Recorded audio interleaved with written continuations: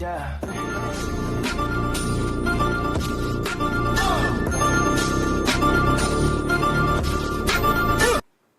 What's up, everybody? My name is Howard, and welcome to Critical Thoughts. I have a question. Feel free to comment, like, or subscribe. I have a question about the 13 colonies. How did we get here? What was the 13 colonies about? I know I'm not the only person that have these thoughts or question history the way it's been presented to us. What do we know about the 13 colonies? We know what we've been taught. Was it an orchestrated plan? I'll let you be the judge of that. Was it a coincidence? I don't believe in coincidences.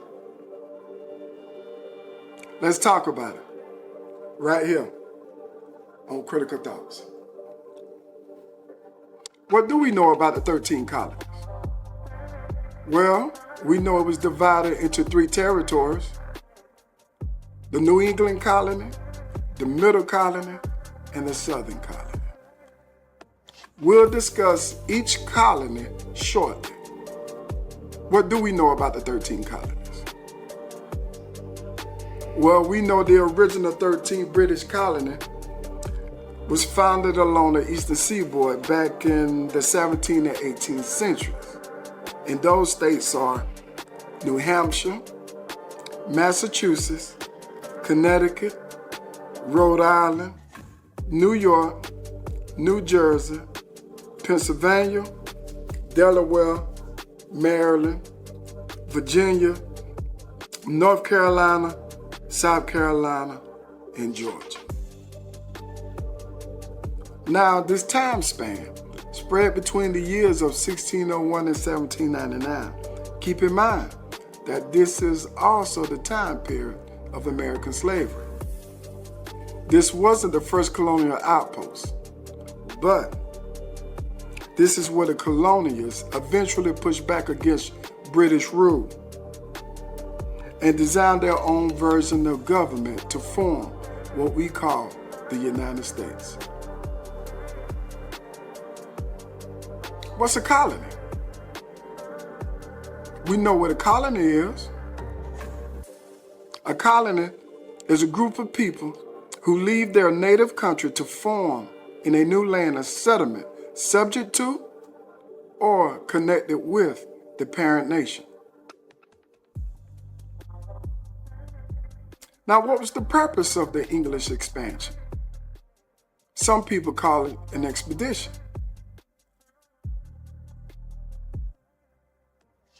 Now, this expedition or this expansion began during the time period back in the 15th and 16th century. This time frame spans between the years of 1401 and 1600. During this period, England was in chaos. They had events that took place like the War of Roses, the rise of Tudor, and the reformation of England, just to name a few. Now, what was the purpose of the colonists? The colonists' primary purpose was to seek fortune and opportunity in America, either for themselves or for their sponsors. Who were their sponsors? King James is a very good example of a sponsor. Now, what do we know about King James? Not only was King James the ruler of England, Scotland, and Ireland, King James also was the founder of 2 companies, the London Company and the Plymouth Company. Now, for those who don't know, in 1606, the London Company and the Plymouth Company was given a charter by King James himself for the sole purpose of colonizing America's eastern coast. In 1606, that same year, King James divided almost the entire Atlantic coast from Cape Fear in North Carolina all the way to Long Island Sound. That's the bay between New York and Connecticut, between both companies, the London Company and the Plymouth Company. Now, during this time, the citizens, sovereign citizens, had the ability to file a land patent to legally take ownership of any tract of land. There's a difference between a land patent, a land trust, a land grant, a land title, and a land deed. Now you understand why we pay property tax. The land is already bought and paid for. Now, what I find interesting is that an agreement was made between both companies, the London Company and the Plymouth Company, that both companies would hold ownership of the overlapping areas from the Potomac River to the Hudson River. And you wonder why D.C. is neutral territory. Do you still believe this is a coincidence? King James is also the individual who had the Bible translated from its original language into English and named the book after himself, the authorized King James Version. Now think about that, people. Who you think collect all the profits from every book that's being sold around the world? We touch on the three territories: the New England colony, the Middle colony, and the Southern colony. Now, the Plymouth Company controlled all the land and resources from Pennsylvania to Maine. Now, we know the New England colonies consist of Connecticut, Maine, Massachusetts, New Hampshire, Rhode Island, and Vermont. That's when the Puritans came into the picture. Some people know them by the Pilgrims. They established the New England colony. That's when you got events like the Boston Massacre, as well as the Boston Tea Party that occurred during that time period. We know the Middle colony was established by King Charles II. That's King James' grandson, back in 1664. King Charles II granted his brother James, the Duke of York, the territory between the Virginia colony and the New England colony, and renamed it New York. Now y'all know where that name came from. Also in 1680, King Charles also granted William Penn. He was a Quaker. 45,000 square miles of land. His colony was known as Penn Woods, but today we call it Pennsylvania. The Middle colonies consist of Pennsylvania, New York, New Jersey, and Delaware. But the Southern colonies is where things get very interesting. That's where majority of the history that we know about comes from. But there's more to the story. The Southern colony was known as the Carolina colonies, a territory that stretched from Virginia all the way to Florida. The Maryland colony was established by Lord Baltimore in 1634. The London Company controlled the South. The Carolina colonies, as well as the Caribbean colonies, depended heavily on African labor to cultivate millions of acres of land to produce tobacco, rice, cotton, sugar, beef, pork, lumber. The list goes on and on. The Virginia colony cash crop was tobacco.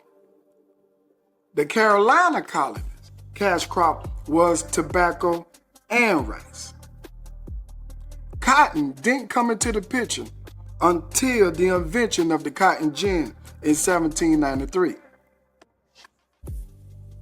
Slavery played a huge role in the split of the Carolina colonies in 1729, which created the North and the South.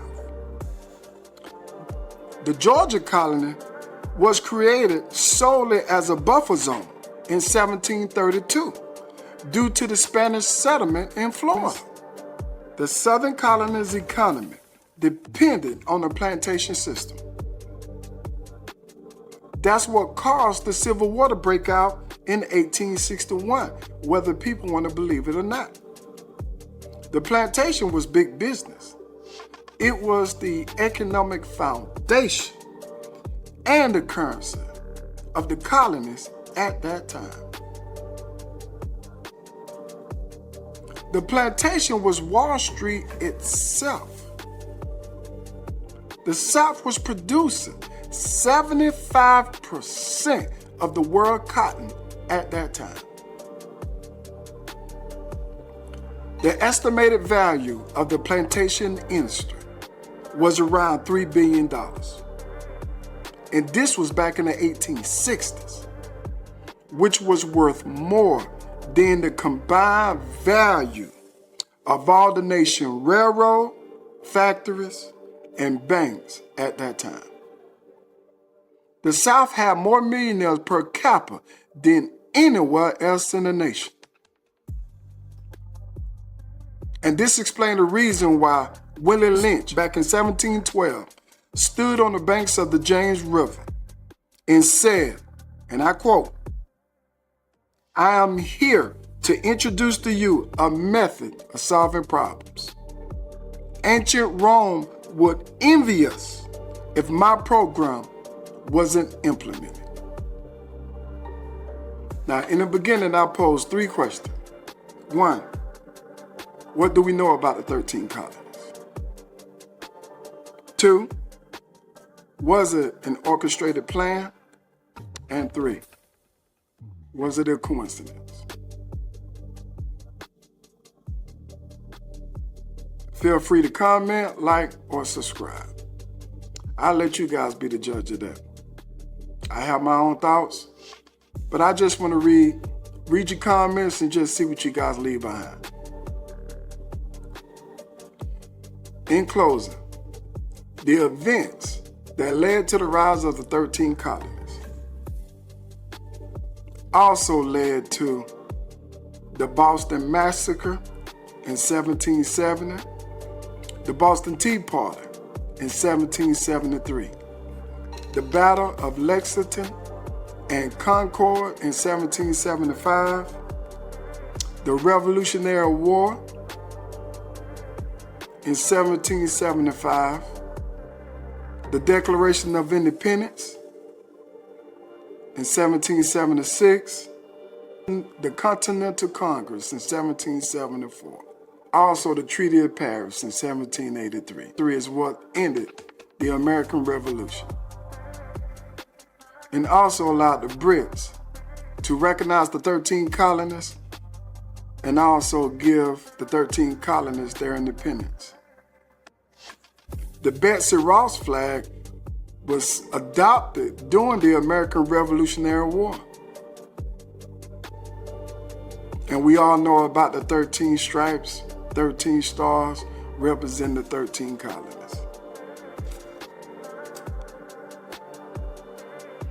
You know, a man without a past is a man that has no future. Till next time. So be easy, be easy, be easy, be easy, be easy, be easy. Don't be greedy, be easy, be easy, be easy.